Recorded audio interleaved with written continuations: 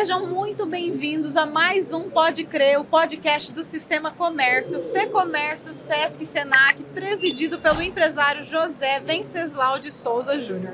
Hoje aqui comigo eu tenho a honra de receber a Coronel Bombeiro Militar Jordana de Oliveira, comandante-geral do Corpo de Bombeiros de Minas Gerais, a primeira mulher a ocupar o cargo em 103 anos de corporação. É uma honra, Coronel. Obrigada, Lívia. A honra é toda minha de poder estar aqui participando com vocês desse podcast, falar um pouquinho da nossa história e estar tendo esse contato com todo mundo que vai nos acompanhar, todo mundo do sistema FEComércio. Para a gente é um prazer muito grande estar aqui com vocês. Vou apresentar a senhora, Coronel. Coronel é oficial desde 2003, com formação técnica em gestão pública e experiência em cargos de liderança. Coordenou a comunicação institucional em tragédias que ganharam repercussão global, como Brumadinho e Capitólio. Sua gestão traduz a renovação institucional, aliada ao compromisso de exaltar a tradição e fortalecer a capacidade operacional do Corpo de Bombeiros Militar de Minas Gerais. Com sua experiência e visão, ela promete agregar ainda mais ao debate nacional sobre prevenção, modernização e integração na gestão de incêndios. Querida comandante, seja muito bem-vinda e eu vou começar com a pergunta. Como primeira mulher à frente do Corpo de Bombeiros de Minas Gerais, qual a sua visão sobre o papel da diversidade de gênero no fortalecimento institucional? Vamos lá, Lívia, eu falo que nesse período que eu assumi o comando, né, são 4 meses no comando, essa é uma pergunta que sempre se faz muito presente. Então, o que a gente tem? Não tem como negar, a gente está vivendo no Corpo de Bombeiros de Minas um momento histórico, né, a primeira mulher a assumir a função de comandante-geral nesses 113 anos, conforme você falou, então, de fato, é um marco histórico. E é importante sempre a gente ressaltar a questão da presença feminina nas nossas corporações. No Bombeiro de Minas, por exemplo, a presença da mulher, ela tem 31 anos.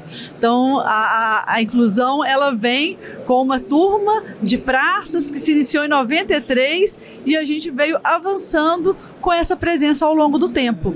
Então, ela é relativamente recente. Se a gente pensar na carreira militar, o momento que nós teríamos de ter mulheres em posição de ser opção para assumir essa função, ela acontece agora. Então a gente chega no momento em que a gente está devidamente capacitada, qualificada como uma opção para essa função. Então, de fato, o que a gente observa? Quando você pergunta o papel da diversidade, né, na corporação, a gente só avançou nesse período. Eu não tenho a menor dúvida que ter a presença, nós somos corpos de bombeiros, corpos formados por homens e mulheres, e cada um com suas características. Eu tenho certeza que essa diversidade, ela só agrega para as corporações, e não só as militares. As militares, eu acho que a gente tem um olhar diferente por ser instituições majoritariamente masculinas, até por esse histórico que eu trago, né, da nossa presença ser recente. Então, e até porque a gente tinha um limitador da presença feminina. Os concursos, por exemplo, na nossa corporação, até 2023, eles eram limitados a 10%. Então, se eu tinha um concurso para 30, eram só 3 mulheres podendo participar. Então, esse percentual, ele nos limitava em quantitativo. Desde 2023, nós tivemos agora a conclusão do primeiro concurso que a gente chama de ampla concorrência. Essa é uma conquista importante para todas as mulheres, né? Porque a gente não tem mais esse limitador de vagas. Então, eu acredito muito que a questão da diversidade nas corporações, ela é super positiva e ela promove um desenvolvimento das organizações. Com certeza. Coronel, chegou seu cafezinho. Opa, que coisa essa boa. Aqui é a sua água. Obrigada, também, tá? obrigada.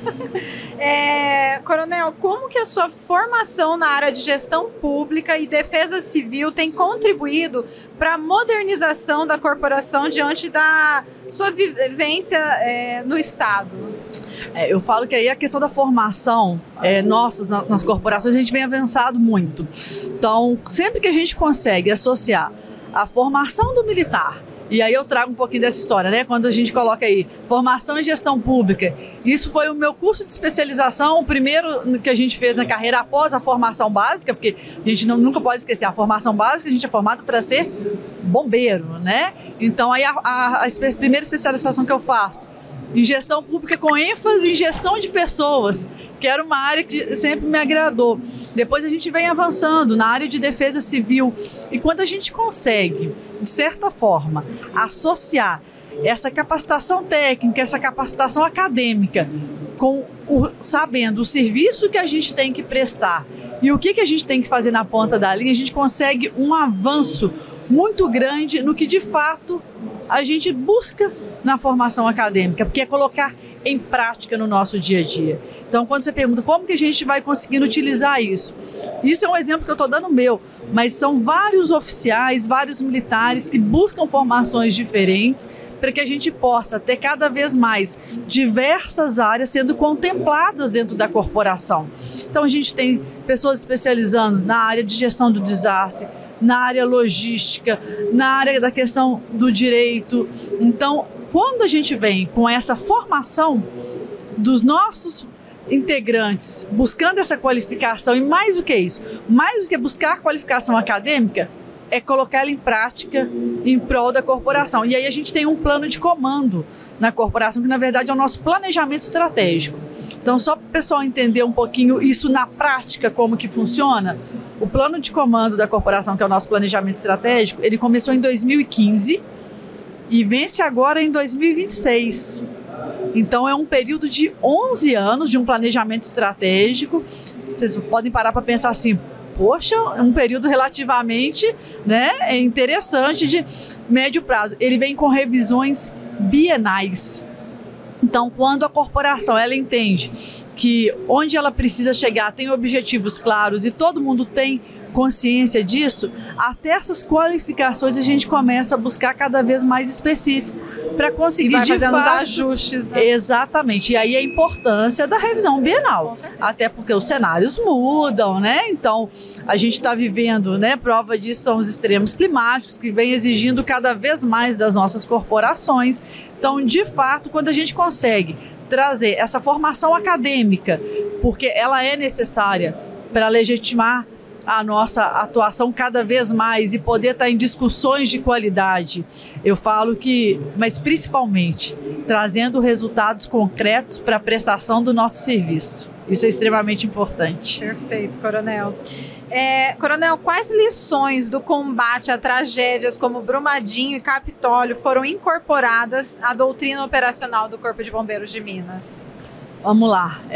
Operação Brumadinho. Operação Brumadinho, ela está funcionando até hoje, ainda hoje. Então, hoje eu tenho lá 15 militares na operação. Nós estamos na 8ª estratégia, né, com um foco de ainda temos 2 joias para serem encontradas, com estratégias para isso, um percentual já bem avançado do rejeito que tem que ser vistoriado, porque a nossa meta é ou nós vamos localizar todas as vítimas, e faltam 2 ainda. Vocês chamam joias vítimas. As vítimas, né, a gente chama, são as nossas joias. Entendi. Então são 272 e ainda faltam essas 2.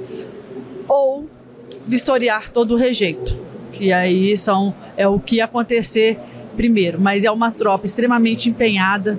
São 6 anos, mais de 6 anos de uma operação que a maior da história, né, do nosso país e que está do mundo. Então, assim, os aprendizados foram enormes.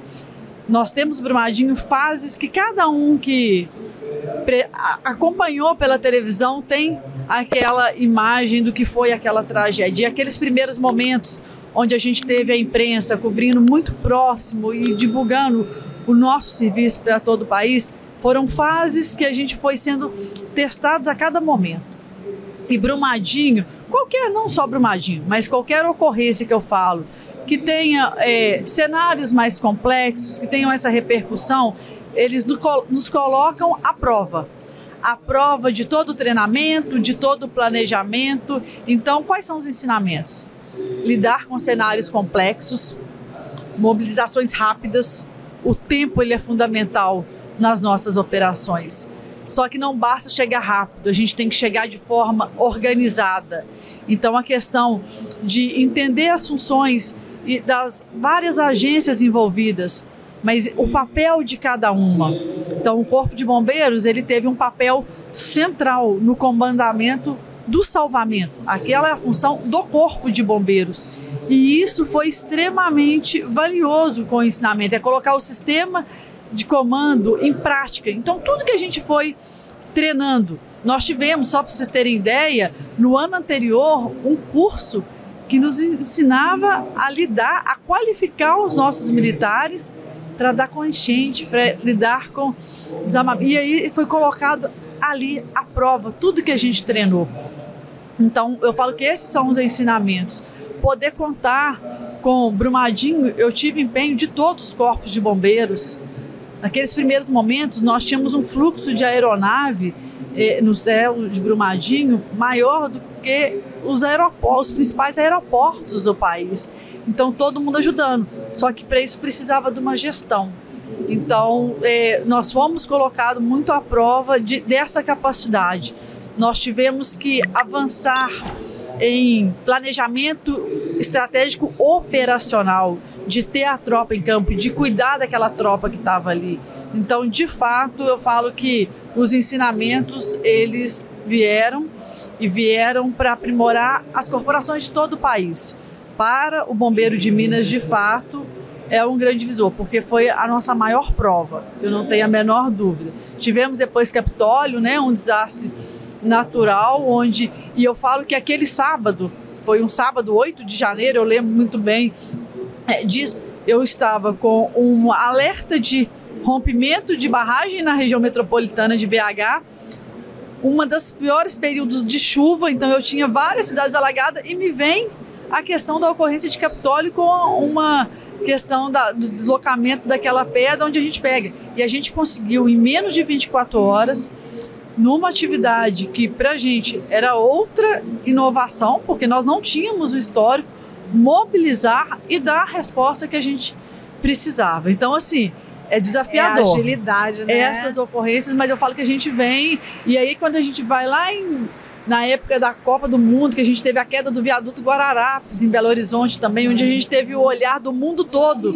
porque a gente estava há poucos dias de começar, né, a Copa das Confederações, e aí também uma queda de um viaduto na cidade. Então, todas essas tragédias, essas ocorrências, elas vieram nos ensinando e qualificando, e sabendo o quanto que a gente tem que trabalhar com planejamento e capacitação. Perfeito.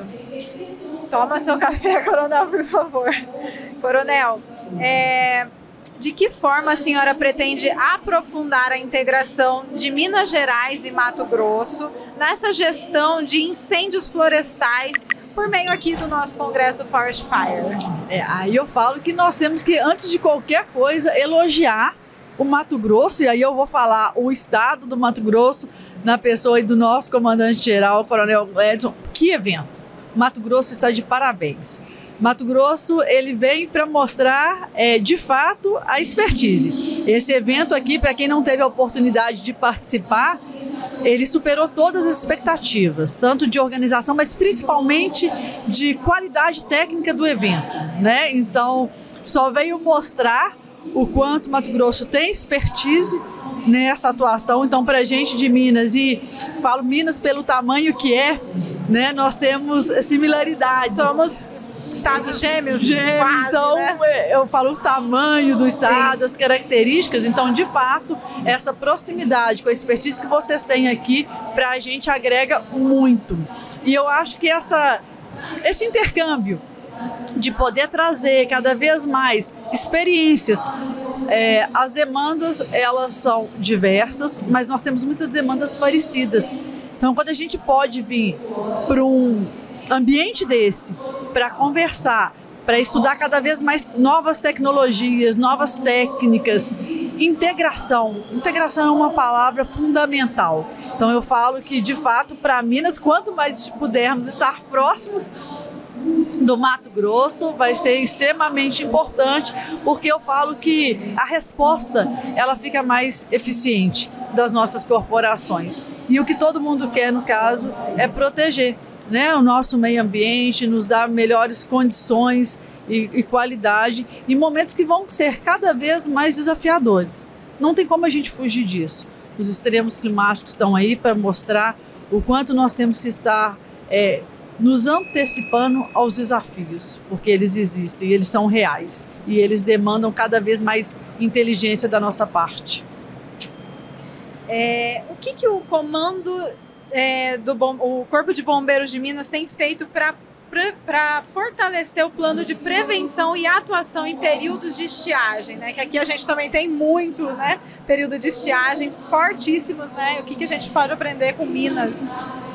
A gente tem, todo ano, a gente faz os planos específicos de cada período. O período chuvoso, que também é um momento muito crítico em Minas, e o de estiagem. Então, o que a gente tem percebido?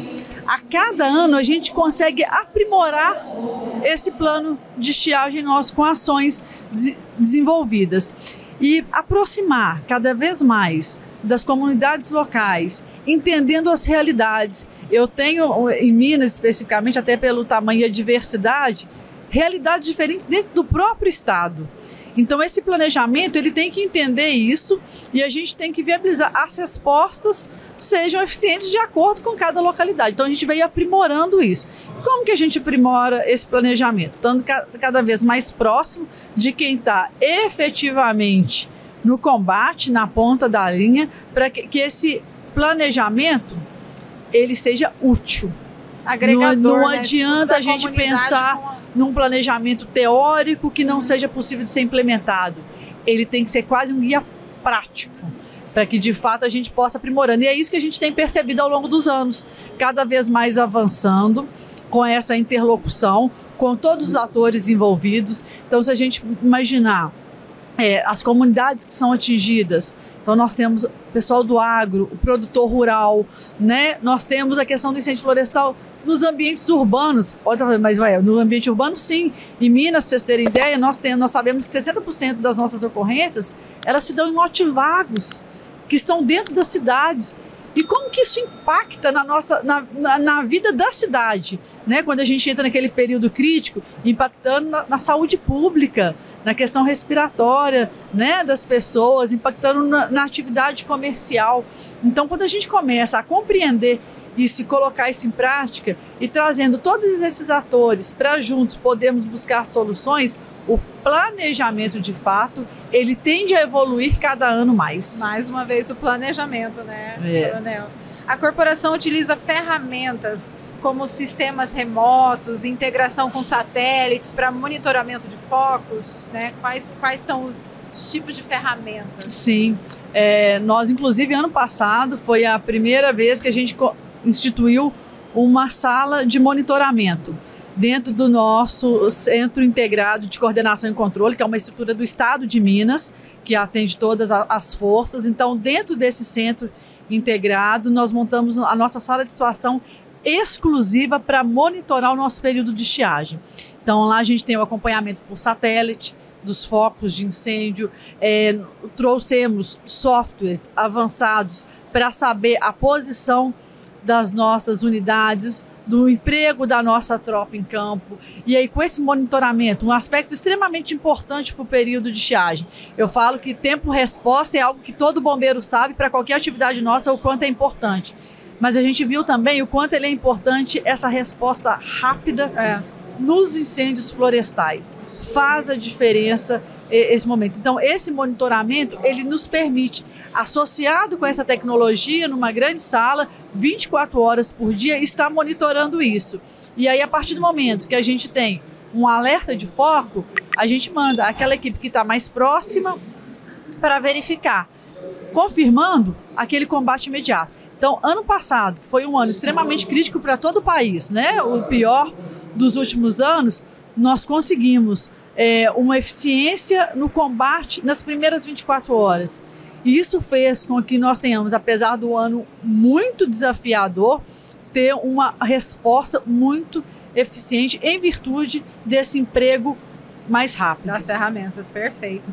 Alguma nova estratégia de educação ou envolvimento comunitário foi estabelecida na sua gestão? É recente, né? São 4 meses, a senhora falou. São 4 meses e eu falo que cultura de prevenção. esse é um aspecto que a gente precisa trabalhar na nossa sociedade brasileira como um todo, né? Nós não temos essa cultura enraizada na nosso dia a dia no Brasil. Então, quanto mais a gente puder trabalhar isso, e isso eu acredito muito no potencial das crianças em nos ajudar, né? Porque quando a gente trabalha com aquele público que vai levar para casa, vai conversar com os pais, vai martelando ali, a gente tem. Então, trabalhar a cultura de prevenção no nosso país, ela é extremamente necessária. E ela vai para todas as linhas. É para o incêndio florestal, é para a questão da prevenção do acidente doméstico, do acidente de trânsito. Então, de fato, nós temos iniciativas como bombeiros nas escolas, as visitas, as campanhas de prevenção. A gente não pode desconsiderar essa comunidade que está ali próxima dessas áreas que a gente consegue mapear, que são áreas mais sensíveis, áreas de risco. Então, trabalhar cada vez mais próximo da sociedade, sensibilizando. Outra questão que a gente não pode desconsiderar, nós sabemos que muitos dos nossos incêndios são causados por ação humana. Então, é ter esse olhar diferenciado, inclusive de denunciar. É difícil a gente imaginar que tem uma pessoa que coloca fogo pelo simples fato de colocar fogo, né? E é uma ação criminosa. Então, isso também nós temos que trabalhar para que a gente possa evitar e diminuir cada vez mais. Então, são várias ações que eu falo junto à comunidade, que a gente pode desenvolver, que potencializa ainda mais essa rede de proteção. Todos nós somos um agente de proteção do meio ambiente e que pode prevenir os incêndios florestais. Obrigada. Durante a sua passagem pela comunicação do Corpo de Bombeiros, como a senhora enxerga o papel do marketing institucional na gestão de crises? Eu falo que o papel da comunicação, ele é fundamental para a corporação. E eu falo que ele vai muito além de marketing institucional. A forma como a gente trabalha a comunicação nos nossos corpos de bombeiros, e eu falo que o período que eu estive na comunicação, ele mostrou isso. Comunicação, informação salva vidas. E trabalhar isso hoje pelas nossas redes sociais, junto à imprensa, eu falo que é uma forma da gente mostrar o serviço desenvolvido pelos nossos bombeiros que estão todo dia. São mais de 85 mil bombeiros no país, diariamente, trabalhando, colocando-se a serviço de salvar vidas, frente a todos os desastres. Então, se a gente pensar em chuvas, né, Rio Grande do Sul, os bombeiros estavam lá, nos nossos desastres, nos incêndios florestais, e principalmente no dia a dia. A gente fala muito das grandes ocorrências, mas o serviço do bombeiro ele é feito no dia a dia, no atendimento à população, que muitas vezes não é desenvolvido, não é, né, tão divulgado, né? A gente não tem consciência, né? Mas através da divulgação do nosso serviço, a gente mostra para a sociedade o que o Corpo de Bombeiros faz. A gente trabalha com prevenção, a gente presta conta do nosso serviço, porque afinal de contas nós somos servidores da população, então a gente presta conta. E mais do que isso, eu não tenho a menor dúvida, eu afirmo, a comunicação ela salva vidas. Então o papel, a senhora falou, informação, né? O papel da comunicação ele é fundamental. E como que a gente fortalece, como que vira uma grande parceria entre todos os meios de comunicação para a gente levar, porque as instituições têm uma credibilidade muito grande. E quanto mais a gente informa a população, quanto mais a gente combate a falsa informação com o serviço que é feito, com essa prestação do serviço, só fortalece. Nos fortalece enquanto sociedade, nos fortalece enquanto corporação. Então, eu acredito muito no potencial da comunicação dos nossos corpos de bombeiros perante a sociedade. Perfeito. Coronel, considerando os desafios técnicos já enfrentados, a senhora acredita que combate aos incêndios florestais fortaleceu a corporação para lidar com outros tipos de desastres? De que forma esse aprendizado, né, que a senhora vai responder, contribuiu para a integração interestadual, né? Vamos lá, então. Eu não tenho a menor dúvida que qualquer tipo de ocorrência que a gente atenda, ela agrega, ela traz ensinamentos.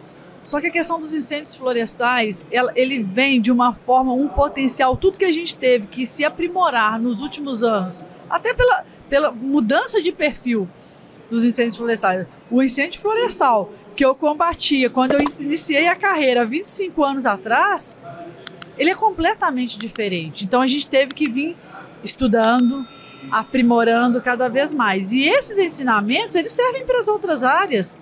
Então, quando a gente consegue trazer essa qualificação na busca, vou dar um exemplo, o curso que a gente teve aqui no Mato Grosso, onde a gente teve militares de Minas participando de um curso de especialização em gestão de incêndio. Eu não tenho a menor dúvida de que o conteúdo que é visto nessa qualificação, nesses cursos, ele traz um aprimoramento, até porque o nosso bombeiro, por mais que a gente vá se especializando ao longo da carreira, nós temos um portfólio de serviço prestado à sociedade que ele é enorme. Então, por mais que hoje a gente está numa atividade de combate a incêndio, provavelmente esse mesmo oficial, esse mesmo militar nosso, ele vai estar tendo que planejar uma outra ação ou de um grande evento. Então, isso tudo agrega, eu não tenho a menor dúvida. E quando a gente pode ter os corpos de bombeiros conversando, padronizando, buscando esse intercâmbio de informação, de metodologia, o que a gente tem visto nos últimos anos?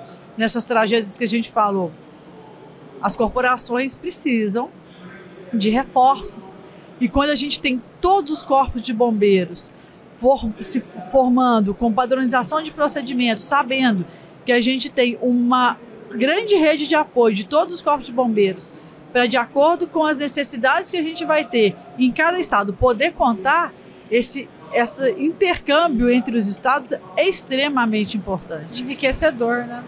É enriquecedor, e eu falo que a resposta que a gente tem capacidade de dar, e foi muito ao longo desses dias aqui, nesse encontro, nós tivemos o encontro dos comandantes gerais e a gente discutiu muito isso, como aprimorar com diretrizes para a gente já saber. Uma palavra que a gente falou muito aqui ao longo desse podcast nosso, planejamento. Sim, planejamento. Então, a gente precisa ter diretrizes. Quando a gente imagina que a gente tem 27 corporações prontas para estarem juntas fazendo o nosso serviço, a gente precisa ter isso muito bem mapeado, porque precisa estar organizado. Então, essa integração, ela de fato, a gente tem trabalhado muito para cada vez mais ser rápida, ser efetiva e fazer a diferença. Perfeito.